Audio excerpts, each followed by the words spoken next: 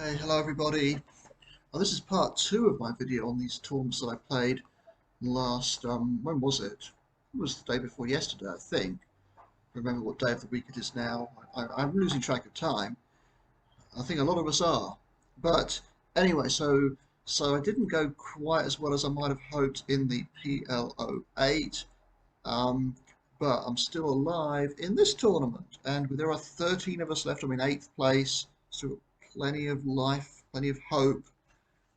Have got some bounties, not a huge amount, but some bounties. So let's see what happens then. I'm not playing every hand. See here, right? That's an interesting one. I've got a. I'm playing. I'm also playing pot limit badugi. Should mention that too. And I'm pretty short stack there. Now here I've got a very good hand. It's a two-way hand. You can actually play. Sometimes you might even want to draw here. Mostly you're not going to want to draw though. So obviously I'm in the small blind. So this guy here is just deciding to, just timed out there.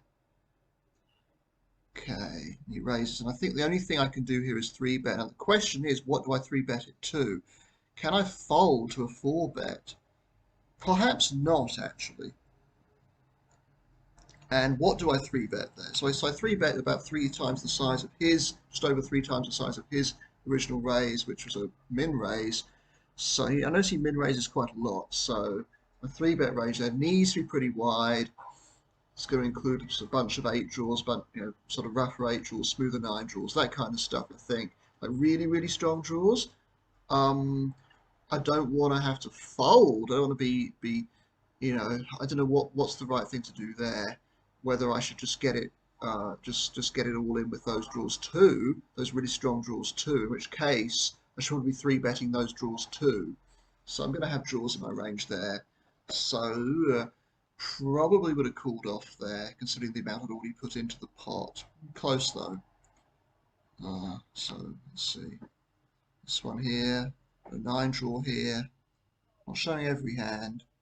I'm showing the ones that are a little bit more interesting. Obviously, gonna raise this up too. Get a call. So let's see what happens. Do we go heads up? Do we go 3-way? Does he shovel something? No, we go heads up. I'm out of position. Hit my second worst card, so I decide to bluff. Decide not to bluff too big, I think. That's what I decide to do. Go 1-1, draw 1 each. 2-2-2-2. How does he react to this? Any kind of raise and I'm out of here. On this table, I've got a, so he just min raises. That's enough to get me out of here. Okay, especially the turquoiseness. I mean, it doesn't matter. I mean, I was going to be folding there anyway. So on the cutoff there with an 8, a smooth 8 draw. Now this is an interesting one. We're only 6-handed. I just open it up. I've got a really bad 10 here. Okay, I decide it's min raise here. So blind versus blind. I decide to call, even though my 2-card draw's not fantastic. I'm in position. That helps me, right? So anyway, I actually win. He makes a pair of 8s. He drew to a jack there, which is interesting. So anyway, so far I've just been trying to, betting kind of 2/3 of the pot. This time I go a bit bigger. It's 80% of the pot. What does he do? Does he fold? No, he doesn't. He min raises. That's a real bugger. What do I decide to do here? It's really interesting that he didn't just put all his money in there. But 10-9, it's not exactly at the bottom of my range, but it's not great. And I decide to fold, and I'm now down to roughly half of what I started with. So that was a real pain doing that. Not out of this tournament yet, but it's folding there. So what happened, right? In the first section of this video, I decided to. What do I decide to do here? I commentate in real time. I kind of stopped commentating. I was getting tired of it. So I thought, well, I'll commentate when I'm a little bit more alive. Okay, so actually noticed that I decided to break off the 4, so the 8 rather. I had an 8-4-3. I thought 4-way, I don't really want to make an 8. I'm going to try and just draw to the 4 and the 3. It could go either way. I think they're both very close. Here I make a jack, and I decide to break this again. And whether that's the right thing, whether I should just check raised or something, it's really close. Big hand on this table too, big draw. and I decide to just push with this, to commit with this. When I actually break the jack and hit the nine, I just hope, and it is good enough. I'm thinking I'm going to be good enough 50% of the time there, maybe even a bit under, 45, something like that. But of course, he had a really terrible draw there, so my estimate was probably a little bit on the low side. So I survive in that tournament. After that, I think it was the very next hand after I ended up folding my 10 badugi. So this was an interesting one. I've got a 10, 10 7, and he calls as well. Now, I don't know whether I did this very well. So now I'm pretty sure I raised this 753, and it's just such a huge all in. I decide to fold, but who knows whether that was right. The reason was, so I have, what was it exactly I had there? 10 7 4, right? So I actually block, specifically with a hand like this, I block a lot of stuff that he could be pushing with, like basically rough nines. I mean, I don't have a 9, 8, 6, 5, all those sort of things that he could easily have in his range. But as this tournament progressed, I did see him a little bit more, and I figured maybe I would have called if I'd seen what he did in the next few hands. He was getting pretty aggressive. I think I could have been ahead of. He might have been patting weaker hands than that, 10 nines and stuff, jacks maybe, even draws maybe. I think this one was really close. 10 7. This is a problem hand because you don't beat a lot of stuff that some people shove with, and I still got 13,500 left. I can cling on to that stack and still got plenty of play with that. So that's what I decided to do. But I actually don't know. Maybe in hindsight, I probably would have called there. And, anyway. So yes, I decided to raise this up, even though there's a limper here. Go for three. Do I go for 3 times? I think I do. Yeah, you can see I fold there, right? So I just went back in time 10 seconds.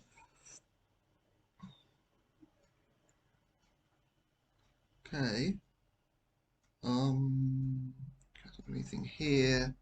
See what goes on the other table though, where the action is right now.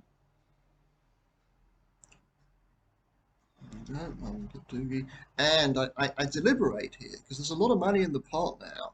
A lot of money in the pot. I've got about 500 to call. Here's one of those 98s that I thought he might have had before, right? So I've got a really rough nine, but I'm not going to be folding this.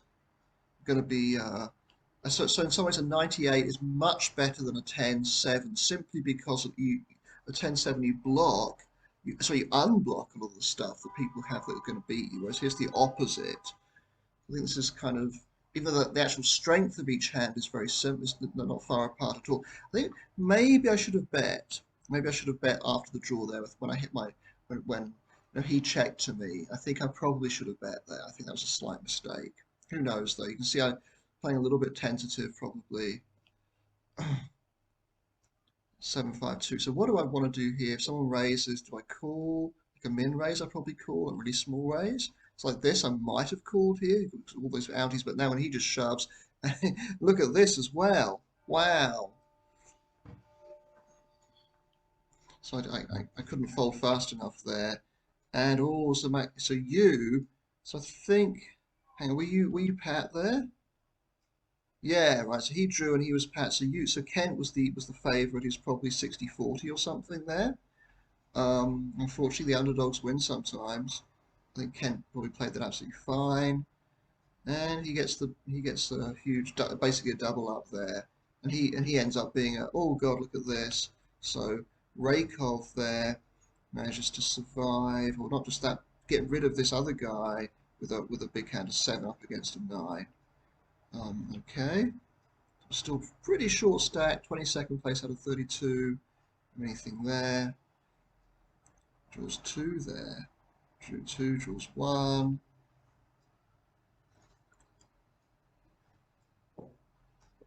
He just shoves. Whoa. So he likes shoving. You can see that from he's not holding back here. That influences a decision I make a little bit later. Now Kent is very short, but decides to call, and this is a problem. I don't know whether it was worth. The thing is, he did have a significant bounty. The 342 is worth having. Problem you face though is that there's going to be dead money in there, and you can sense that there, right? So you've got the dead money. You can see when you have a big draw or a big hand.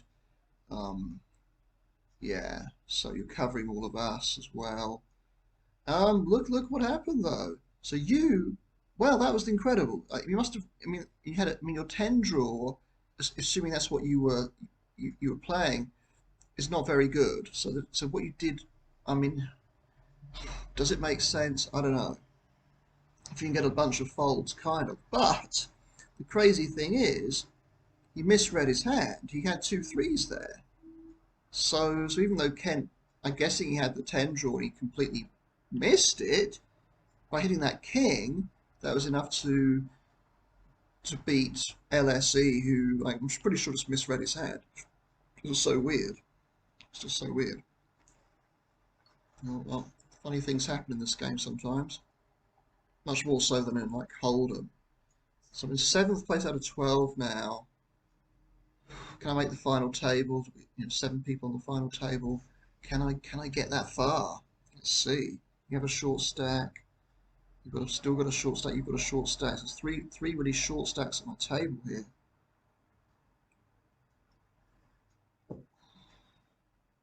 I don't have a big stack, but okay. So this is clear. I have to raise this up. I probably should maybe. What did I raise it to? Just 162. Maybe should have gone a little bit bigger with all that. It's kind of dead money in here. Probably should have gone a little bit bigger. To knock them out. There you go, 4-way here. Okay, so I don't hit. Join 2. Nothing here. See some.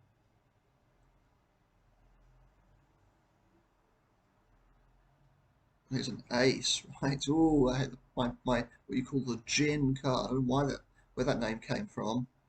Feels like more like whiskey to me. But so I bet pretty small. I get 2 calls. I think yeah, 2 calls. I could be betting that size with non-badugis as well, you see. But then they see I'm pat, and then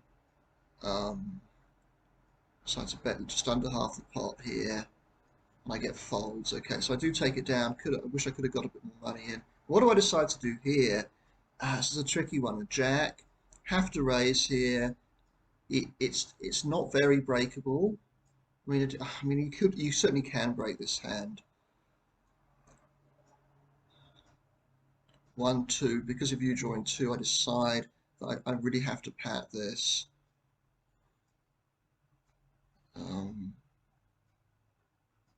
They both fold, so I'm very happy to take that down. So I've gone back up from 1600 to this amount, you see. Got a little bit fortunate one time to have a 9, which was good enough. So now I've got a fantastic draw. What do I decide to do? Well, it's an interesting one.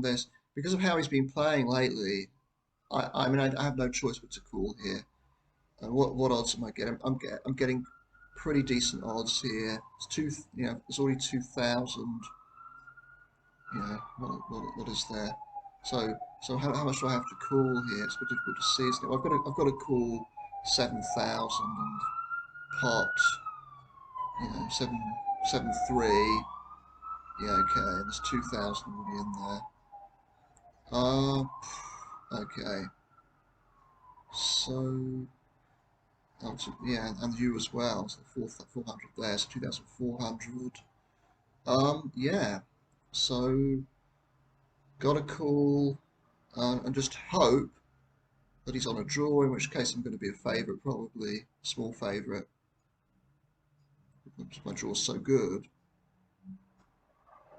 I think about it for a little bit, don't I? I call, draw, hit a king, unfortunately. He draws 2. Did I win? Did I win? No, he hits 98. Don't know what he was drawing to. He could have just been drawing to the 9 there.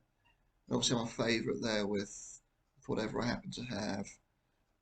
With my very strong draw. Not a big favourite.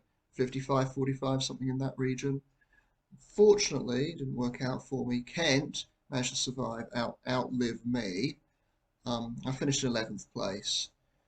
So I don't even double my money there. So it was a little bit frustrating after being in a, you know, pretty, yeah, pretty good position there for a while. But anyway, yeah, the blinds are pretty high, the antes are pretty high. You can't mess around. So yeah, his aggressive play keeps paying off here. I don't know what happens with the rest of the tournament. Um, anyway, I've still got this tournament to go to get on with. Um, let's see how I do here. Pot limit badugi.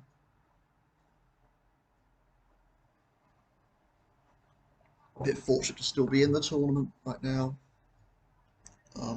But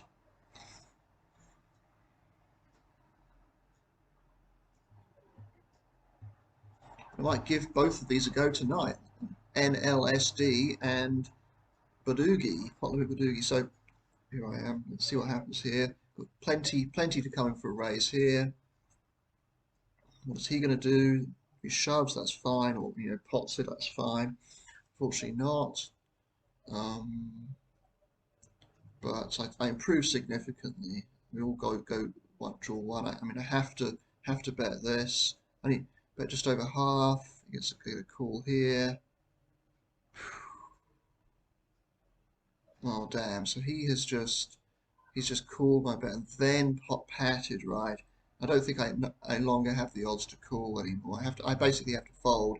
Getting 4-1 here, but have some implied odds here. Well, I did have the better draw, so it's possible. I could have got, but I figured I was better off um. So lost some ground there. I was better off conserving the chips that I had. Still got a reasonable stack. So what I want to do here. So very good draw here. Have to get some money in here. I probably should have put a little bit more in than just the 270. Anyway, also he folded by Mrs. Royalty. She, I guess. So drew two, so I have to bet this. It gets out of the way, so I get a little bit, chip up a little bit there.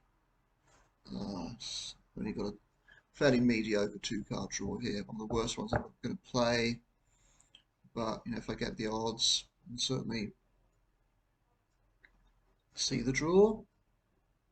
Nobody raises.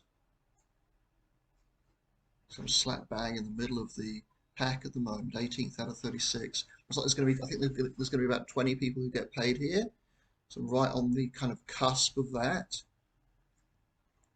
So if we're going 5-way, I got 9-1 there. Ooh, and it's interesting. I hit pretty well, but if someone bets 500, can I really call? You, and you decided not to. You just limped in with a pat hand, right? That makes a lot of sense, doesn't it? I wonder if he's slow playing or something. I mean, to do that 5-way is just insane. I think with any hand, it's it's very likely that someone you're like 85% chance that someone's gonna hit a badugi, and then what do? Obviously, if you're sandbagging, then it's easy, but then you're missing a lot of value. So I decide to fold here. Decide to fold. Okay, if that was a good fold, I don't really know. Decides to check it down the river. So that play was atrocious there. He had King 9. He had a King 9 there. It held up somehow. And you shouldn't have got involved with that hand at all. Anyway, new table now. As far as I'm aware. Someone's just won a big pot with the number 5. It's always nice if you can do that. That's 3 bets. A lot of min raising here. I rarely min raise. I might raise pretty small, but I'm rarely just going to actually min raise.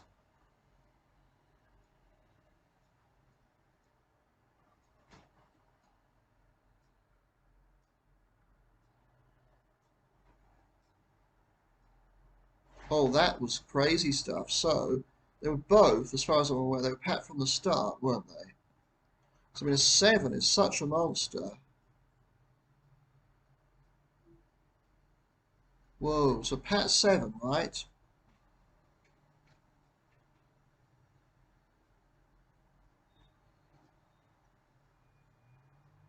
Whoa, so you end up losing the Delt Pat 7. Oh, admittedly, it's the second worst 7,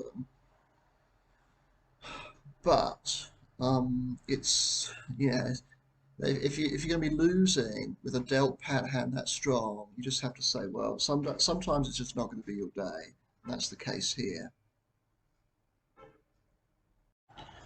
Well, now's about time. It's a good time now to bring in the spreadsheet, the famous spreadsheet, the infamous spreadsheet, maybe. And there's this guy here who somehow managed to lose, having a dealt pat 7, lost to a better pat hand. Just to give you an idea of how unlikely that is. I mean, I think this is the thing people don't. In Hold'em, people have a pretty good idea of how likely things are and probabilities and God knows what else, ranges, all sorts of stuff, solvers and all sorts of stuff I can't even imagine. Um, People pay good money for this too. Well, you're not paying any money for this. Um, so so your chance of getting a Pat 7, 7, 6, 7, 6, 5, 3 he had is the worst 7, almost. There's only one worse 7 than that. So you have a 1 in 322 chance of being dealt a Pat 7 or better. That is less likely than being dealt aces in Hold'em. So aces at 1 in 221. So you're about a third less likely to get a hand this good in badugi than you are to get the ultimate hand in Hold'em. Of course, one difference with Hold'em is that if you actually do get aces, it's extremely unlikely, many thousands to one, that somebody else is also going to have aces.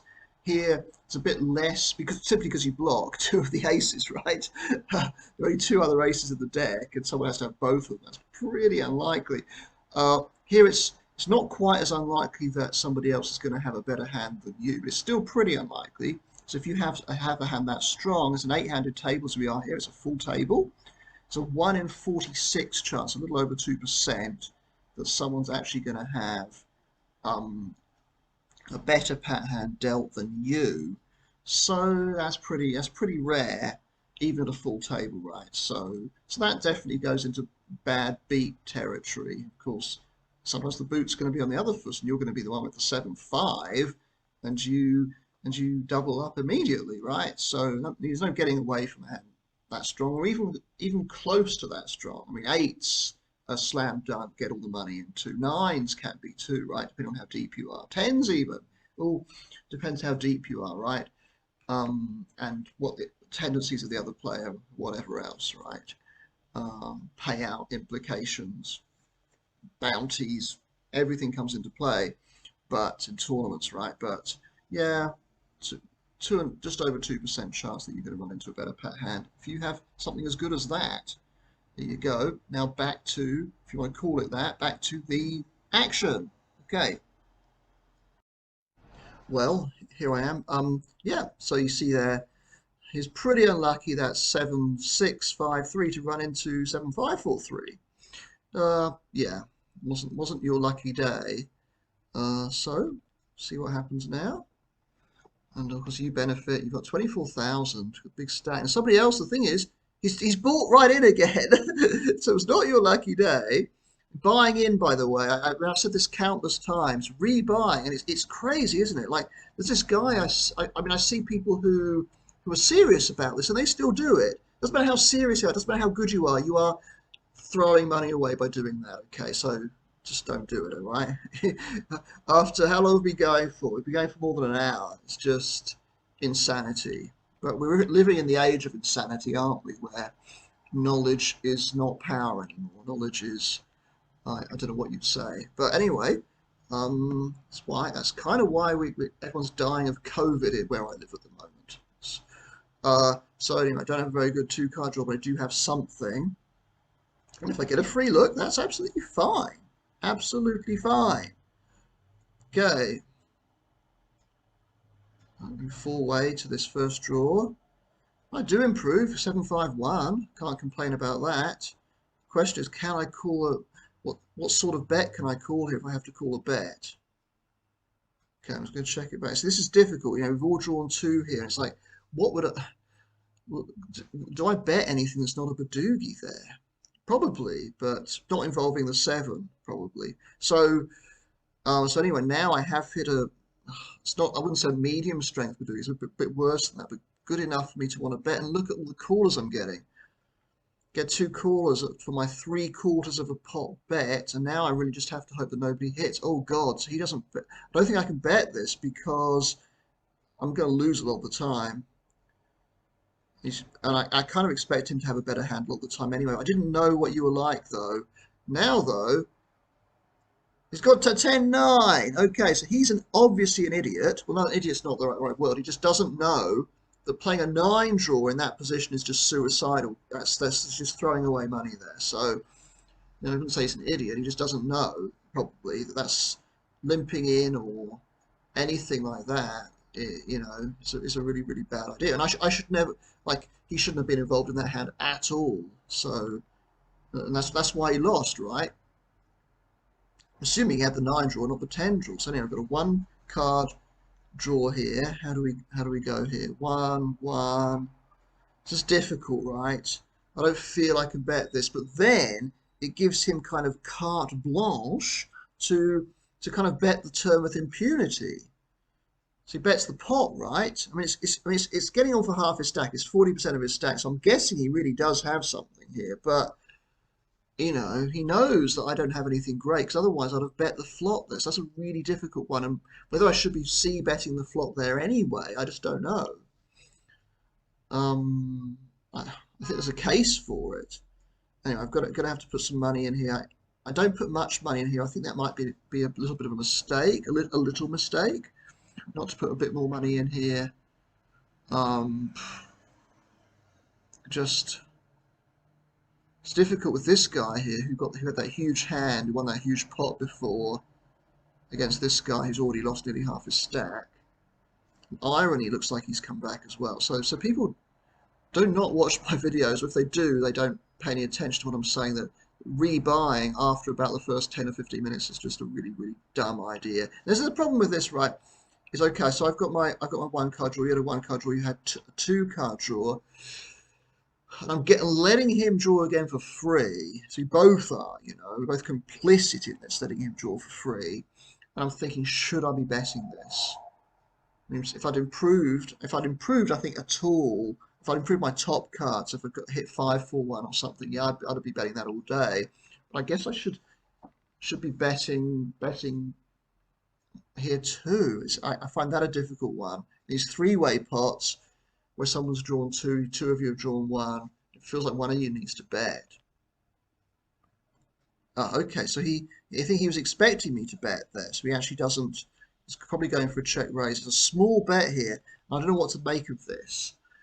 It's less than a third of the pot, 30% of the pot. It's exactly 30% of the pot, isn't it? Yeah. So it's like he's probably got that button clicked or ticked or whatever you want to say. So, and I don't have a good draw.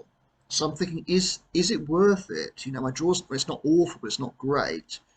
He could be slow playing something here. That's the other thing.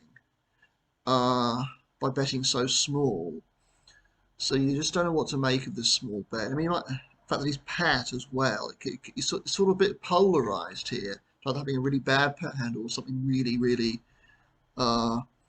fantastic. So PokerStars guy, of course, he's got so many chips. I think he probably can call here. But for me, it's 10% of my stack. Decide to get out of the way. So then okay. So presumably he's drawing 1 here, yeah. And how much does he bet, if at all, on the river? And he tries to pot the river, so it kind of makes me sort of, I feel like my fold on the flop is, or is on the turn, isn't it? It was vindicated there. So if you look at how I'm getting on here, I'm the red line, blue is the average, and then you've got this stratospheric stuff up here. But I've got about half the average stack, and I'm not panicking here. That's the funny thing too. I don't think, oh God, I've got to really do something about this now. It's been very much of a muchness for me the whole tournament. I have this little ravine here of not having of losing half my stack and then getting it back. Apart from that, not much has happened. But here I am, 106 players started, or 106 entries. A third of them have gone, and I'm still here. So, you know, haven't made any, the trouble is I haven't got any bounties yet. That's something I want to remedy here. No bounties, and I'm on the lower, smaller stacks remaining too. So now I've got 33 left. So people are still buying. You see, I think we're on 30 when I showed that little window. Now we're on 33. I'm 10 from the bottom. So okay. See all these people on 3,000. It's 4 on exactly 3,000 numbers. Some, but well, it might be irony. I don't know about you. I think maybe you. It doesn't matter if you buy in now or rebuy now. It's the same thing. Is irony just buy in now? I can't actually remember. Anyway, obviously I'd much rather be up here somewhere, but you know, I'm ahead because I did make a great start. So anyway, got a kind of iffy two-card draw here. And you want to be coming in, getting in for free here. And okay, I get a free look here. It's always nice. 2-2. I'm going to bet this just for value, simply for value. And I get called. Okay. Now what? Now, do I just check this back? I do. And I check this back, and I expect to win sometimes, not very often. And I did win there, right? In a small pot. But I think I won it by the absolute tiniest of margins there too. So I think I might have had 6-4-3 as against 6-5, 6-5-1 or something.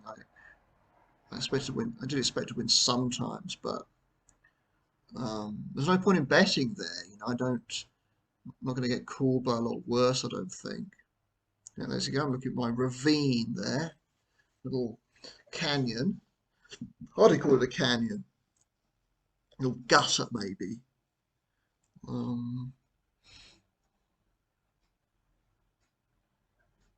So the average stack has gradually gone up. I haven't kept pace with that. I've sort of been more of a been very flat. Okay.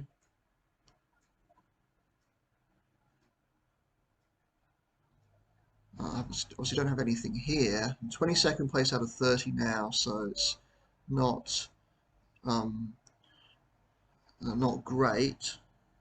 Not in fantastic shape here, to put it mildly.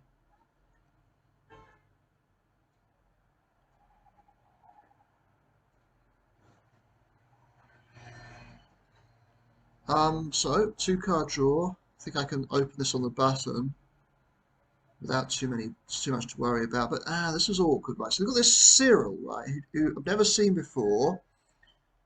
He might not have a clue what he's doing. And the thing is, I didn't want to. I could have limped in, over limped there, but then, this is the other thing about Cyril, is that here we go. If I go back before, right? So he that's right. So he opened. He just potted first hand he played in the tournament, right? Now we're an hour and a half in.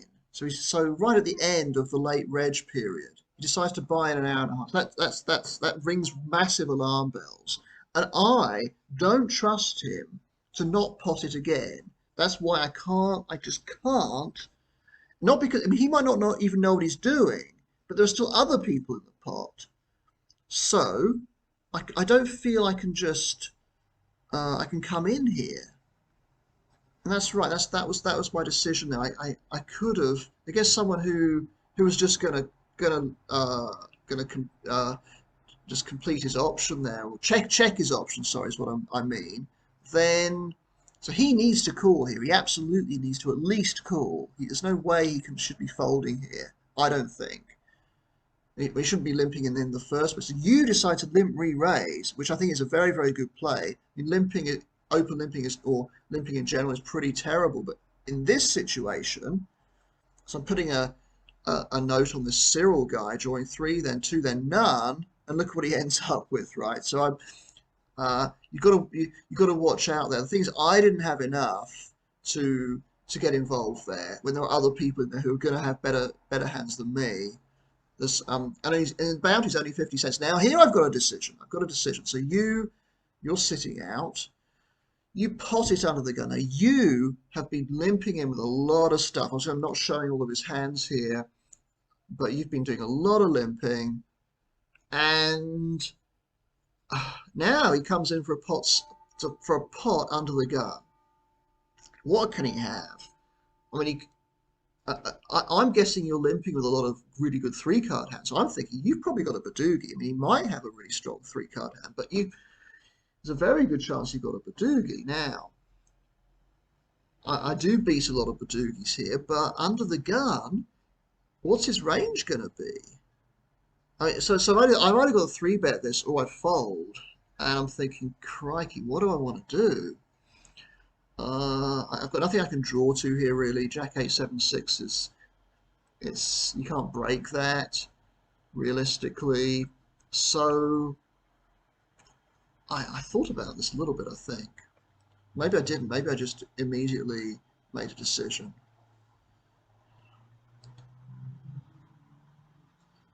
We'll see what happens though. So yeah, I do take a bit of time over this decision. I've got a 3-bet, which will be for over half my stake. I decided to let it go.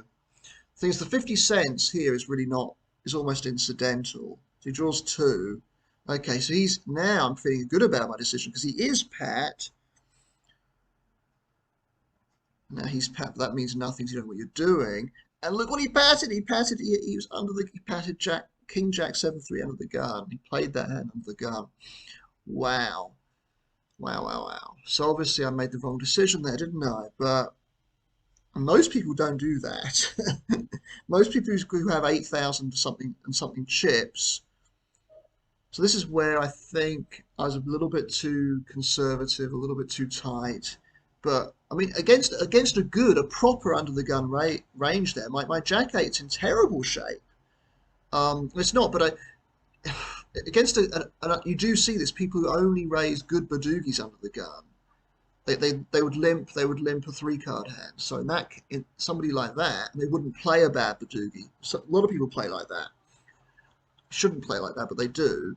And I'm in terrible shape there, right? So obviously he ends up getting a heads up with this guy who's got no idea. Good for you. Good for you. Down to under 4,000 now. So obviously I think it's really, I needed a read. I had a read on him, but my read was kind of inaccurate. I didn't expect him to be opening something as weak as that, as a badugi as weak as that. I mean, just nobody should be doing that. So obviously if he gets me to fold, great. Yeah. Okay. Right. Well, so 1-1-2 again. Now I've got a decent. I've hit nothing too great, but I've got to get some money in here. When I get called, well, that's interesting. What's he going to be calling me with? Now I decide to just go with my hand and just hope. And that's a little bit. Sometimes I would check a hand like that, but the fact that he opened under the gun with a king made me think he might not be valuing badugi hands, or his idea of hand strength, valuation might not be that good. So I might get called a little bit more than I'd think there with a worse hand. Plus, if he bets there, if I check and he bets, I don't think I can fold. So I might as well just bet it myself. That was my philosophy there. So I take it down. I've got over 6,000, so that's right. But I'm still not in good shape relative to what everybody else has. 20 get paid here. Late reg is all over now. Got a pretty decent, got a very good 2-card hand. What do I decide to do? But when you raise, I have to fold. Okay. I would have raised myself if it had folded round to me. See what happens in this hand. I'm not involved. What's this guy do? Only three bets. Oh, they can just get it all in. Whew. Ain't no messing around here, is there? Big one card draw. And he loses to a 10. I think the 10 had about 60, had an equity in the low 60s there. So not a huge favourite, but a significant one.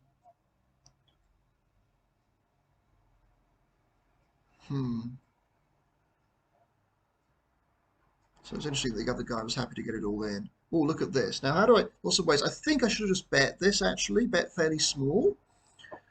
I'm tempted to go for the check raise, and that looks really, really strong.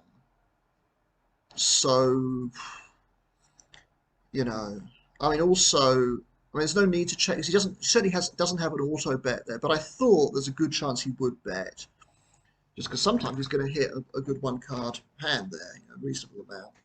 So I just gambled that he would bet, and that didn't pay off. So obviously I've hit a monster, number 16. I bet, and he calls me. Now I bet 2/3 of the pot again for the second time. He calls me here. I don't think I saw what he had, which is a shame. But it was good that I got him to call me. I think he actually did hit there on the last draw. Okay, so go for two and a half times on the button. Unfortunately, I brick out. Now he draws one, I draw two, I completely brick again. I have no choice but to just fold, especially when he bets so big there, pots it. I have no choice but to fold, so I just didn't. I didn't go so well. Got a rough 9, the worst 9, almost the worst 9 here. I have no choice here but to three bet and just commit with this hand and hope that it's going to be better than what he has, which is I'm guessing is going to be a lot of one card draws and a lot of badugi as well. So what does he do here? I think he will fold a reasonable amount here. I don't have much of a bounty because I haven't managed to snag any bounties myself. So let's see what he does. Okay, yeah, puts me all in. He doesn't discuss. And now I'm thinking, oh God, is it going to be one of these where a lot of stuff beats me here? It's not beyond the realms of possibility that he's got a better hand, especially just when he immediately patted. He could. The other thing is he could have like a king or something and be trying to get me to break. Like if I had like, oh, Jack 5 here, what would I do? Would I hang on to it?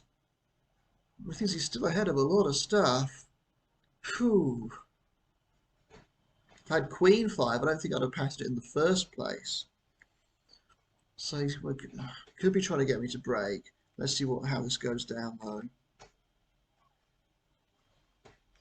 He's deliberating now. Do I hang on to this, whatever I've got? Now I'm thinking he doesn't have a very good hand. The way he's taking his time over this, unless he's like kind of slow rolling, whatever you want to call it. So now he goes for the Hail Mary. He draws two. And obviously hang on to what I've got. I just have to hope he doesn't outdraw me in these two draws, right? So I'm obviously a big favourite there. And he didn't. He was drawing live on the last draw. He could have hit something that would have got rid of me. So yeah, sometimes I'm going to be exiting stage right, stage left, right. There would be easy to say because that would actually mean I don't have to say right twice in a row, right? Right, got that. So min raise under the gun. Ooh, I've got a fantastic draw. I decide. I don't mind if you come in particularly, but you don't. So I decide to three bet this. The min raise it tends not to be something very, very strong. I think I maybe should have gone a little bit bigger than that. Anyway, I don't hit. So, but I'm happy to bet again. I feel like I'm ahead of his range for sure. Just calls me, and now what happens? Oh, this is a really, really tough spot. I don't know what I should do. I really don't know what the best thing to do is. It's possible that he's already got a better three card. He could have 4-2-1. He could have 3-2-1. It's possible. that he's hit a better badugi on his one card draw. All these things are possible. I have to work out what is the best thing to do. I think this is close. Possibly it's better to draw. Honestly, don't know. It's really, this is where being out of position sucks, which is, as I don't say usually. Things don't suck for me. They're just crap. This is a crappy spot though, isn't it? When you know he has the advantage of seeing what I'm doing. So I pat, he could possibly break something that's better than this, I suppose, but I don't know. Because if I then see pats on the third draw, I'm really, really hating it. I'm sorry. Anyway, let's see what happens. Anyway, I decide to get it all in, obviously. Draws again, and I had the best draw anyway, so I kind of didn't. That wasn't the right decision. I get away with it, obviously. To get a double up. I now have a really good stack, don't I? Second best stack on this table. That was a real, really, really great thing, and he probably got a little bit too involved there. Actually, he was behind me all the way. Yeah, I had probably had something like a before the draw. I was probably like just over 60% to win there. I think not quite 2 to 1, low 60s, mid 60s, something like that. It depends what he actually started with. He might not have even started with that 6-4-1. Okay, got 7-6-2. What do I decide to do here? So there's 16 left. I'm in the money now, that's for sure. No bounties yet. There's only the top 11 get a pay jump. And so I decided to fold now. This was a problem. I don't know what else I could have done. I felt like I had enough there, but you know, he's got a lot of incentive to do that. It's that dead money. I'm sort of the dead money. I don't get 4 jacks. I think that might have been the second time in quick succession I actually got jack, jack, jack, something. So am I going to get 4 jacks here?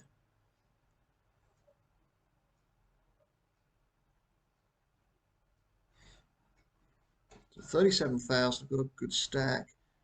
Notice that we're coming up towards another break here.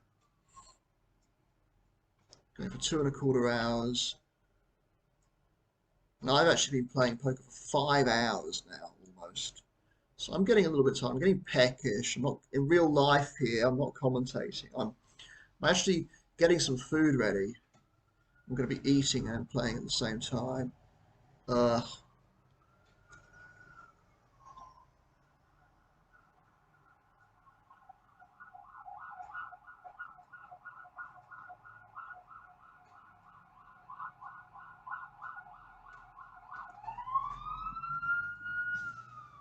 As an ambulance just goes by yet again.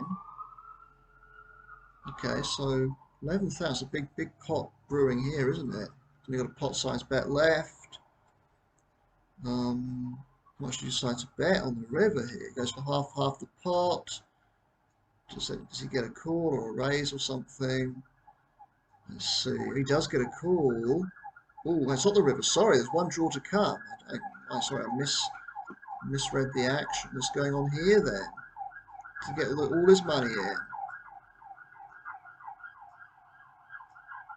Oh, look at that! What a slow play, right? What a slow play. He just slow played the absolute stone cold nuts. Mr. Poker Stars, who had a huge stack at one stage, ends up losing, only min cashing. So he gets, so how much does he get back from that? He gets, I think he must have got $4 worth of bounties there and $1.50 or something. So he doesn't make, it makes about $3 from the tournament. Okay. Whereas GNL is looking to do a lot more than that.